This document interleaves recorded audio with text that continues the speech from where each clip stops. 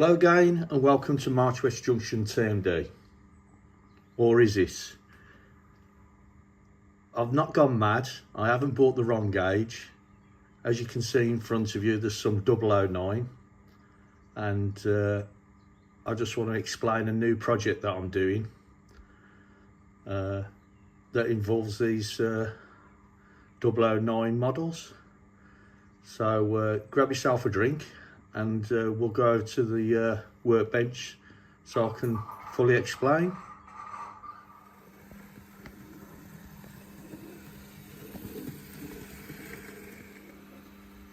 Okay, we're over at the workbench and let me introduce to you March West Highland Railway. Now this isn't the track layout, this is just some of the track that I've purchased so far, and at the moment the only rolling stock I have actually got is the Batman Collectors Club wagon, because I've changed my subscription to the Collectors Club to OO9. And the reason for that was because I was always selling the wagon, because I've asked them to do a modern day wagon and they basically says that they're not going to change and they want to carry on doing what they're doing with the private owner wagons, which is understandable. If they're successful with that, they're successful. But for people that model modern day trains, it don't really suit what I want, so I always end up selling them on or giving them away. So I've decided to go to OO9 and that's inspired me to look at doing a new project. I've got the other weathered wagon as well, and the only loco I've got at the moment is this Quarry Hunslet 040 tank, which is a beautifully detailed loco, and all three of these I'll do a future video on them, but today I just want to go through what my plans are for this new project. So I'll just show you a quick draft of what I'm looking at.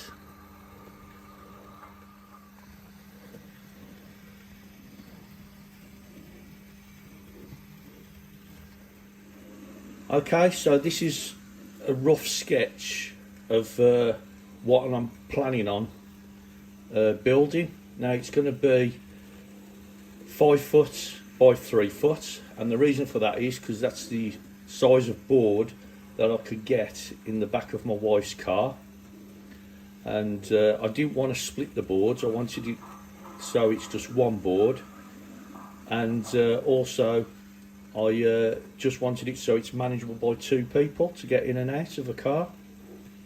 Now this is going to be an exhibition layout, so I can take it out, because I've had many offers for March West Junction to go to shows, but obviously it's fixed in the garage, and to make it portable I'd have to split it and make new legs and that, which I don't really want to do. And so I thought, why not build something that I can show some of my stock off and get it out on the exhibition circuit. Now it's going to be in 2 levels. The low level is in green, just there, and the upper level's in red.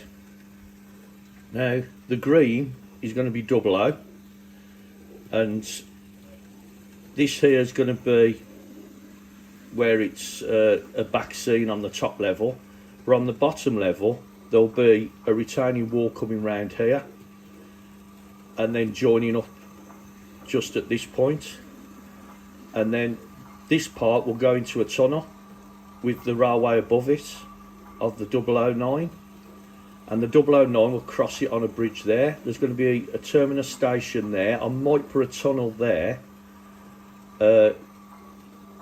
as it's a fictional thought of it's either coming from that way from March West Junction, or it's coming from that way from March West Junction. As you know, on March West Junction I've got a disused line that's been reconnected in one of the corners, and this in theory is the next station along. This will be so that branch line that comes off at March West Junction, this would be where it goes to. And like I say, it's going to be on 2 levels. The double O's on the bottom, the double O9's on the top. This is just a rough sketch of roughly what I'm thinking about. There's going to be a station there on the upper level with a siding coming off that'll be more overgrown, disused, a couple of tipper wagons there or something that are rusted up. And then as it goes over the bridge and meanders round, there'll be like either an engine shed or a goods shed. If it's an engine shed, a coaling stage, and then it will go round into the hillside, and then round to the back here will expand out for storage sidings. So that is roughly what I'm looking at. So it's going to be, I'll just recap, it's going to be 5 foot by 3 foot on 2 levels. The lower level will be double O and the upper level will be double O9. So to help me get a rough idea of how the track would work, I decided to do a full-scale mock-up of this on some paper and wallpaper, which I'll show you now.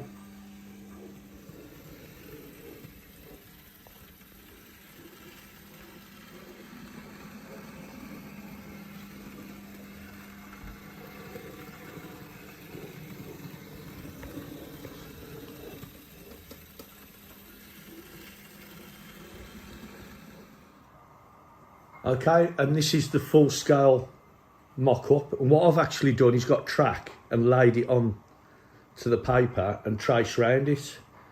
So as you can see, coming from this side, we've got the actual double O track here. This will be roughly where there'll be a tunnel, and then there'll be a separate bridge going across here for the double O9. This will be where roughly that siding will be, either an engine shed or goods shed, and then the track will go round into storage sidings. There'll be a back seam roughly going round here, and then there'll be a lower level retaining wall or cliff face going roughly to here, and then the railway will go across on the bridge there, like I said. And then this end there'll be a sort of semi-disused siding for engineers trains, and then there'll be this siding here or through track, depending on what I decide. We'll have a station here, and then there's enough room to put a 108 DMU in the storage sidings. So it'll be like a BR Blue trains I'll be running. I might run a 150 depending, but it's more likely to be a BR Blue stock on the lower level. So the top part being 009, that's where the layout gets its name. So I've turned it into a Highland Railway to make out it's a narrow gauge railway in the Highlands.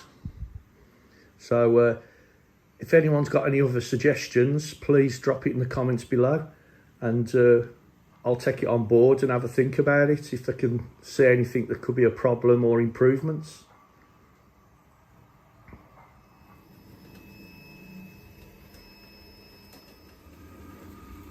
Okay, to start me off on this journey in 009, the first thing I bought was this starter track set, and actually it's got me the majority of the track, and for the price it's quite reasonable. Now the retail price for this is £100 for the track, and I'll just show you what you get inside the box. You get 6 standard straights, 2 double straights, a single double straight but with the wire, so it's pre-wired. You get 5 of the first radius standard curves, 6 of the first radius or number 1 radius, it says there, double curves, a right hand point, a left hand point, and 2 buffer stops which are in the pack just there. Now you also get this track plan book, which is quite good, and I think they sell these for a couple of quid, and it just shows you different ideas and how to use the track, like Pico always do. They always do something like this, which is really good, and it's even got instructions on how to build stuff. So it's quite a nice little modeller's guide. and that comes free with it. Now, I bought this from Rails, and it was $79.99 or 95, so just under 80 quid, and the retail at £100. But what I thought I'd do is calculate how much all the track is at retail price, plus with the 15% discount. So excuse my writing, but here I got all the codes, what the prices are. The ones with the question marks is because there's different quantities in this pack than what you buy. So what I did, I divided the figure up by the amount that you get in the pack, and then times it by the amount you get in the train pack. And these are the prices for all the individual, if you was to buy them separately.